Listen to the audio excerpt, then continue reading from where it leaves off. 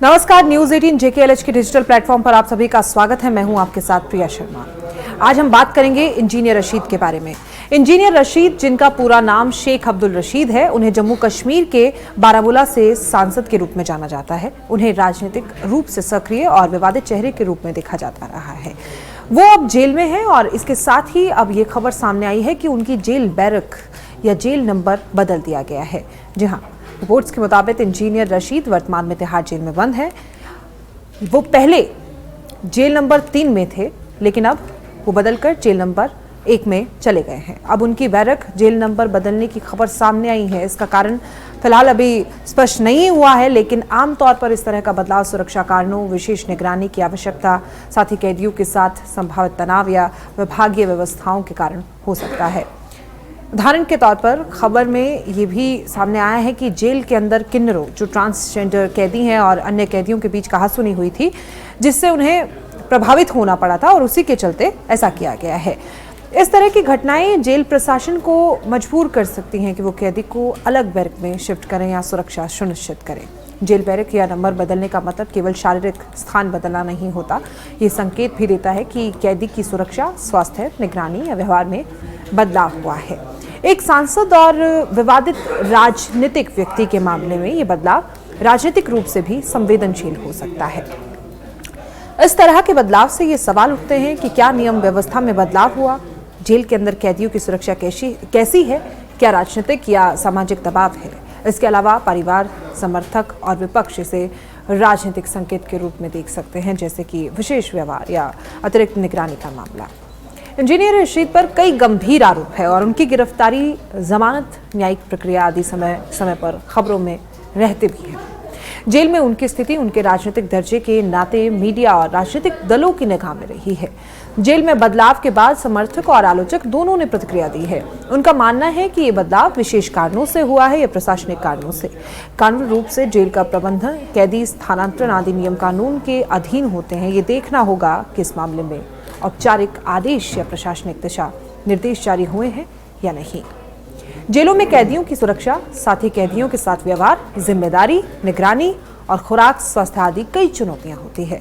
इस मामले में संकेत मिला है कि इंजीनियर रशीद की कहासुनी हुई थी, जो हमने खबरें आपको पहले भी दिखाई थी, ट्रांसजेंडर कैदियों से, जिसे उन्हें चोटें भी आई थी।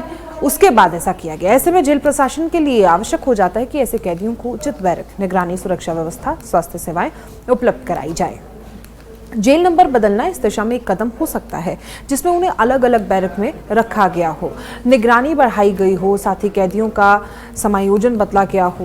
बारामूला से member of parliament engineer Rashid को तिहाड़ की जेल नंबर 3 से जेल नंबर 1 में शिफ्ट कर दिया गया है और उनको वार्ड नंबर 9 में रखा गया है। उनको जो बैरक दी गई है वो दरअसल आम आदमी पार्टी के डिप्टी सीएम, जो दिल्ली में उप मुख्यमंत्री थे, डिप्टी सीएम थे मनीष सिसोदिया, जिसमें 2023 में उनको रखा गया था, उसी वार्ड में, उसी बैरक में उनको रखा गया है। फिलहाल वो जो बैरक है उसके अंदर 2 और लोगों को उनके साथ रखा जा सकता है या फिर वो अकेले वहां पर रहने वाले हैं। सीसीटीवी कैमरे हो या तमाम चीजों की जो निगरानी हो, वो तमाम चीजें वहां पर उनको चेक कर लिया गया है।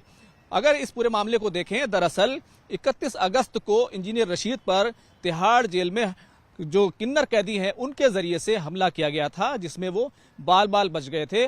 और 5 सितंबर को यह खबर निकलकर उस वक्त सामने आई थी जब उनकी पार्टी, अवामी इत्तेहाद पार्टी की तरफ से बाकायदा एक प्रेस रिलीज जारी की गई थी और प्रेस कॉन्फ्रेंस करते हुए यह कहा गया था कि इंजीनियर रशीद पर जानलेवा हमला किया गया है, जिसमें वो बाल बाल बच गए हैं। दरअसल उनके ऊपर किन्नर कैदियों के जरिए से एक दरवाजे को फेंका गया था, उनको धक्का दिया गया था, जो सीधे तौर पर उनको नहीं लगा। अगर उनको लगता तो उनको फिजिकल काफी ज्यादा चोटें आ सकती थी, लेकिन उनको मामूली चोटें आई हुई थी। उसके बाद विवाद उस वक्त और ज्यादा बढ़ गया था जब इंजीनियर रशीद ने बाद में एक और आरोप लगाया और तिहाड़ जेल प्रशासन पर आरोप लगाया कि 16 सितंबर को जब उनके वकील ख्वाजा शाहिद उनसे मिलने आए तो उनको मिलने नहीं दिया गया था। और उसके बाद इंजीनियर रशीद ने जो शिकायत तिहाड़ जेल प्रशासन के खिलाफ हायर अथॉरिटी को की थी, उसको वापस लेने के लिए दरअसल उन पर दबाव बनाया जा रहा था। 17 सितंबर को उनसे जो जेल के सुप्रिटेंडेंट हैं उन्होंने उनसे मिलने की कोशिश की। इंजीनियर रशीद ने उनसे मिलने से इनकार कर दिया और फिर 18 और 19 सितंबर को इंजीनियर रशीद को सिक्योरिटी एहलकारों के जरिए से उनके साथ दुर्व्यवहार किया गया और उनसे तुरंत बैरक जो है खाली करने के लिए कहा गया और ये कहा गया कि आप तुरंत जो है अपना सामान पैक कर लीजिए। अब इस मामले को लेकर तमाम चीजें जो है एक तरीके से साफ होती हुई दिख रही हैं और उनको जो तिहाड़ की जेल नंबर 3 है अब उनको जेल नंबर 1 में शिफ्ट कर दिया गया है। इंजीनियर रशीद के समर्थकों को ये बदलाव उनकी सुरक्षा सुनिश्चित करने वाला कदम माना जा सकता है, जबकि विरोधियों को इसे विशेष व्यवहार के रूप में देखा जा रहा है।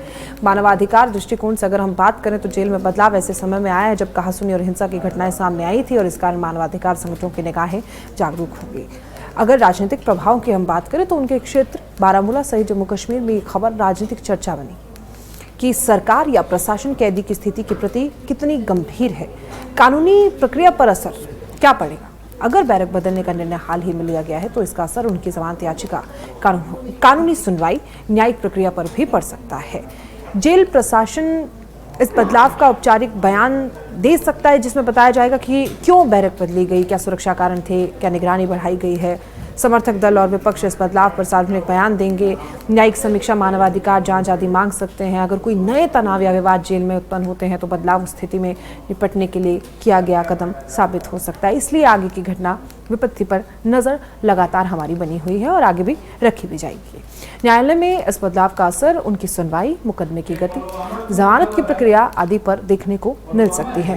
देखिए, संक्षेप में इंजीनियर रशीद की जेल बैरक बदलने की खबर सिर्फ एक स्थानांतरण नहीं है, ये सुरक्षा, निगरानी, राजनीतिक और कानूनी आयामों वाला मामला बन गया है। इस बदलाव ने उनके भविष्य, जेल में रहने की स्थिति और राजनीतिक समीकरण को प्रभावित किया है। आने वाले समय में प्रशासनिक खुलासे, राजनीतिक बयान, मानवाधिकार पहल और कानूनी प्रक्रिया इस विषय पर और प्रकाश डालेंगी।